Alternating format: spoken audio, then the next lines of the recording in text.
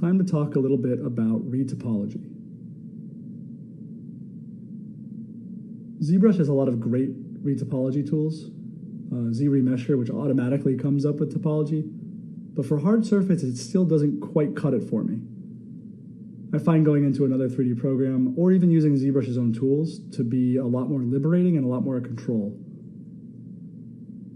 So I'll often do a rough ZBrush sculpt and then jump into another program, or even use the ZModeler tools that we used earlier and the topology brush to make something a little more refined. I wouldn't do this at an early stage. This is something that I'd only do once I kind of liked the direction I was going, or the client liked the direction it was going. So why retopologize? It's a good question. The tools nowadays are so powerful and so artist-friendly that this can feel a little archaic. For me, I find it's actually very easy to control. With just a few verts and a few polygons, I'm able to change details, move things around, separate materials. It all feels very machined and controlled and precise. And when you're making hard surface, that can be a goal. It can also be a hindrance. Sometimes you want things to feel a little bit more handmade. But I could always take this back into ZBrush and soften the edges. And speaking of edges, another reason to do topology like this is if you are interested in 3D printing. You can do really beautiful hard surface work in ZBrush, but almost every time I've seen it printed, it has a little bit of a gummy or soft quality to it. No matter how high res you go, it's just not quite as precise and machined as you might want it. Yet the work that I see that's been retopologized, even roughly, holds its edges a lot better. So here I'm just separating out some detailing ideas that I had. And we're going to use the Boolean system inside of Blender to do a similar idea of what we had before. Difference being, we do have to worry about the topology in this program, because if it doesn't line up fairly closely, we're going to have a little bit of an issue. Luckily, it's pretty easy to fix, and ZBrush is very forgiving for the next steps.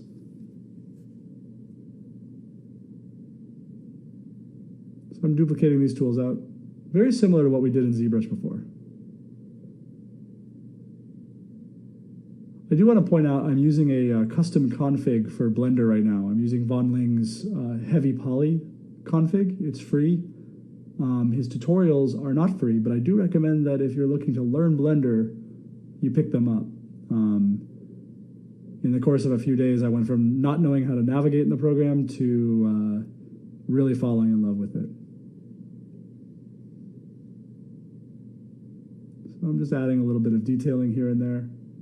I'd like to point out at this point too, I'm using a few of the modifiers. I'm using a thing called a solidify modifier and a smoothing modifier. And what that lets me do is use very, very simple polygons, but it'll add thickness that's non-destructive to my object. So I can get the illusion that I have a solid surface and only be thinking about a few polygons.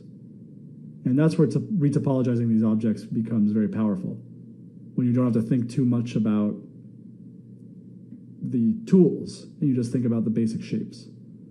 So keeping things very, very simple at this stage is going to save us a lot of time.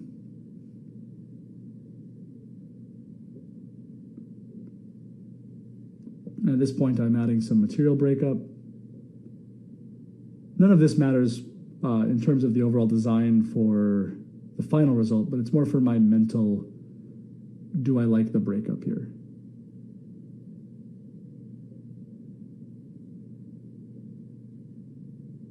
Add a darker material here, maybe a rubber. And give it a little once over. Might be a little too dark.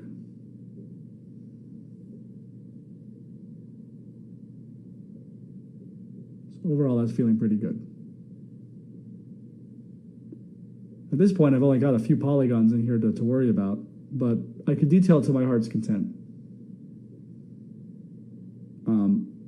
I'd like to add a little bit of kind of a ribbing, or rather a join point between the kind of rubber, metal, and collarbone areas. And what's great about having this nice simple topology is I can just grab an edge loop and break it off and then change that material.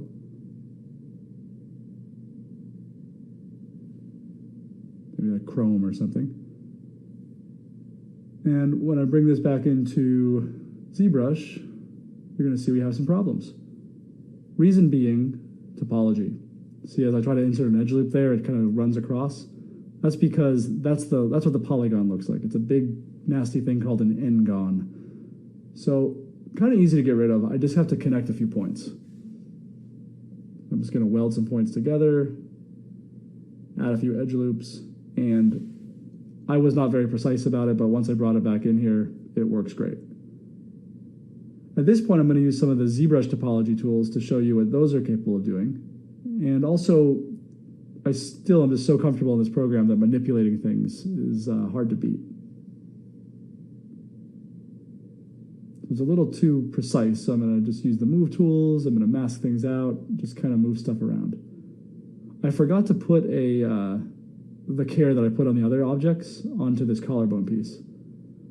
So I could go back to Blender, or I could just jump into ZBrush, and I'm going to use that edge loop tool with the crease again, and just think where I want things to be sharp. And I can also use the ZModeler tools to remove loops or add loops, kind of evening things out a little bit more. There was a little too much spread happening.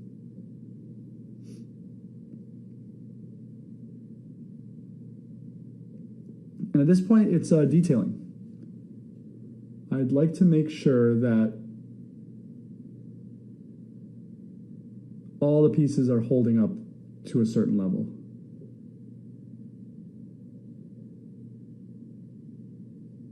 So I'm going to use a nice little trick I use sometimes.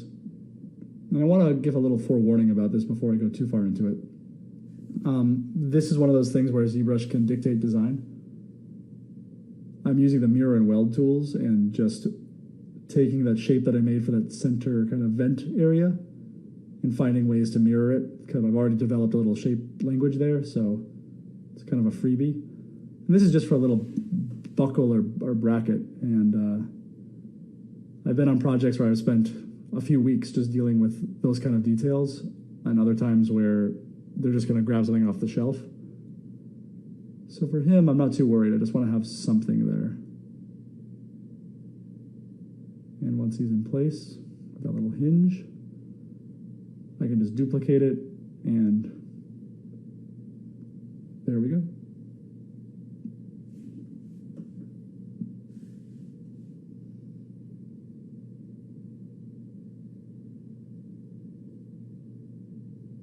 I don't want to be too precise about these wrinkles. Once we pose the character, that's all going to change.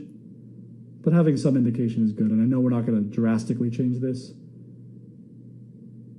For something like that, if he was in a completely different pose, I may have to completely remake that piece or do a cloth sim on it or something. So we've done some detailing on the costume, and now we got to think a little bit more about the character. I mentioned before how his body felt a little bit protruded, so I'm pulling that in. And a simple way to get some detail is using the spray brush and some of just the default alphas that come with the ZBrush. I'm just going to add some surface noise to his skin. None of this is precise. These are just some little micro wrinkles. I'll usually do this as a first pass of detailing, and once I'm at a point where it's all reading okay, then I'll go back in and hand tool pore detail, wrinkles, scars, you name it. But using the alphas and stuff, I mean, this is, we're working in a digital program, so it's nice to utilize that as much as possible. I want to get some more wrinkling happening in here. This is where I'm going to kind of go in by hand and do it. I recommend at this stage, and for the most part I stay in symmetry, but it's a good idea to do symmetry on areas you're not going to see on the screen at the same time. But anything that's going to be noticeably symmetrical, turn symmetry off and just do it side by side. It takes more time. It's always going to look better. When you're in a crunch, though, a nice trick is to do it symmetrical and then break symmetry and then do it symmetrical some more, and then break symmetry. But always turned off when you're doing anything toward the center of a character. It'll look very, very strange if you don't. Unless you're going for that. So I went this whole way, and I kind of lost the mustache feel. I don't want to go too wild with it at this point. I kind of like the way his face is looking. So I'm just going to sculpt in a little bit, indication of that. It's the kind of thing that if I have the indication on there in Photoshop when I do my final renders, I'm able to pull that out or remove it if I don't go too far with the commitment. And once the client has seen it, if they want to see versions, it's pretty easy to do. But sometimes if you fall in love with a design detail that's a kind of dominant feature, you really do want to spend the time doing it in 3D, especially if you're going to take something to this level.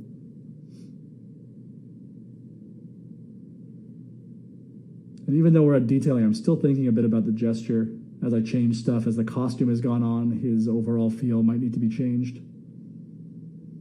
And I know the focus of this final image is going to be his face.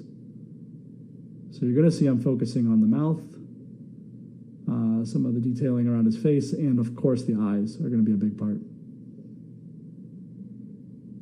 But he's got a pretty distinct mouth, so I want to make sure that that's visually interesting. This stage can go very, very fast. Detailing is the easiest part, especially in this program.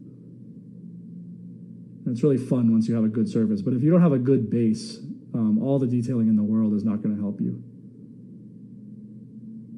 Spend the time on the early stages, and then anything you add here is just going to add a little extra pizzazz to your character.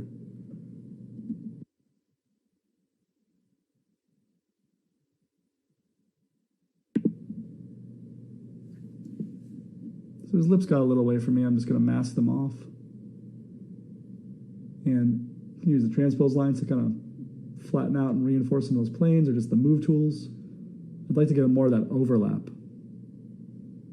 He doesn't have an inner mouth cavity, so it's easy for that to kind of start to go away.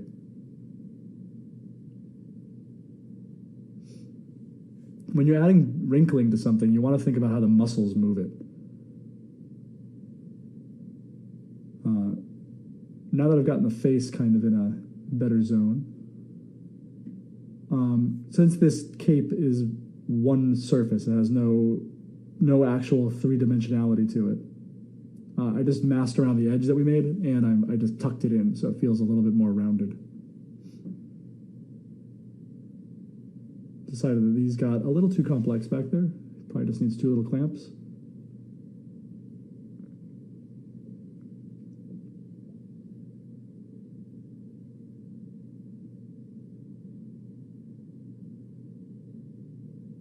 I just deleted lower on that because it just didn't need it anymore. If I was going to do some changes to it, I reconstructed the subdivisions to it. And I don't like the way that those straps were reading. And I'm thinking maybe he needs a bandolier. Maybe having something that breaks symmetry, crosses across his body could be a lot more interesting. And I had that in an early sketch. Very roughly kind of indicated, but feels right for this type of character. You could put some weapons on there, or ammunition.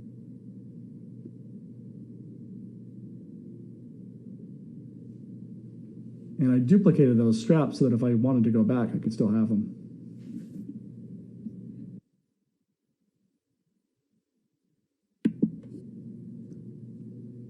The poly groups got messed up here, so I'm just, luckily, very easy. I can just Control-Shift-Click on those poly groups and fill that new material. And then for his cape here, I'm going to add that little blue detail we did in the sketch on the trim. Just masking that off somewhat carefully.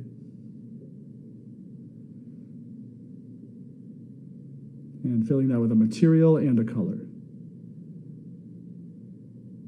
Just like earlier when we took it into Keyshot and I was able to add some detail in those areas, that's why we're doing that. And as we get into Keyshot, it's going to make a lot more sense.